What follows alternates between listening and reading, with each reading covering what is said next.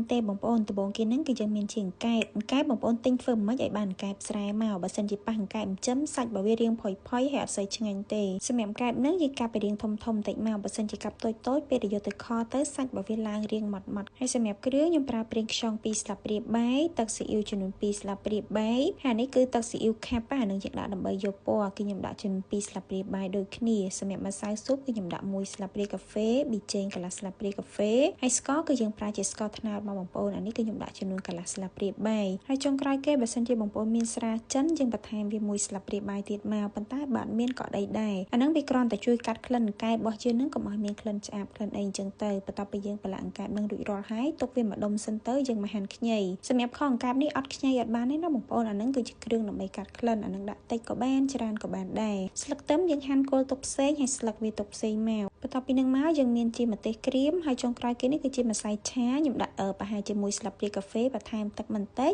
កូរវាចូលជាតិសព្វល្អហើយទុកវាមួយដុំសិនទៅចាំយើងទៅរៀបចំដាក់ខអង្កែបហ្មងសម្រាប់ការខដំបូងគេនេះគឺយើងចាក់ប្រេងឆាទុកឲ្យក្តៅហើយបំពងខ្ញីជាមួយនឹងគល់ខ្ទឹមបំពងប្រហែលជា3-4នាទីតតឡើងក្លិនឈ្ងុយសិនចាំយើងចាក់អង្កែបដែលយើងបានប្រឡាក់គ្រឿងរួចរាល់ហ្នឹងចាក់ចូលហើយឆាអង្កែបសិនបងប្អូនឆាប្រហែលជា3ទៅ4ឬក៏5នាទីអីចឹងទៅឲ្យអង្កែបរបស់យើងរៀងឆ្អិនមកល្មមចាំយើងដាក់ទឹកចូលសម្រាប់ទឹកនេះកុំដាក់ច្រើនបងប្អូនដាក់តែបន្តិចល្មមសិនបានហើយបន្ទាប់មកយើងគ្របគម្របទុកវាចោលប្រហែលជាខ្ទង់10នាទីសិនទៅចាំយើងត្រឡប់វាពីលើទៅក្រោមពីក្រោមទៅលើប៉ុន្តែធ្វើមិនថ្នមបានហើយបងប្អូនកុំឲ្យអង្កែបរបស់យើងហ្នឹងវារលេះសាច់ឬក៏បែកម៉ត់អីចឹងទៅហើយបានខ្ញុំដាក់ម្ទេសក្រៀមចូលហើយខ្ញុំបន្ថែមទឹកដោយសារតែអានេះវារៀងខាស់ទឹកអស់អញ្ចឹងណាប៉ុន្តែសម្រាប់ទឹកដូចដែលខ្ញុំបានបញ្ជាក់អញ្ចឹងខអង្កែបគឺគេអត់ដាក់ទឹកច្រើនទេសម្រាប់ការរំងាស់លើកទី2នេះគឺទុកតែ5នាទីទៀតទេគឺយើងចាក់ទឹកម្សៅឆាចូលហ្មងប៉ុន្តែទឹកម្សៅឆានេះមុននឹងចាក់ចូលយើងកូរវាបន្តិចទៅបងប្អូនព្រោះអីទុកចោលតែមួយផ្លែតវារងទៅនឹងបាតអញ្ចឹងណាចាក់ចូលហើយកូរវាពី3ត្រឡប់ទុកវាទៅមួយពុះទៀតបងប្អូនអាចភ្លក់មើលហើយថែមថយគ្រឿងបាន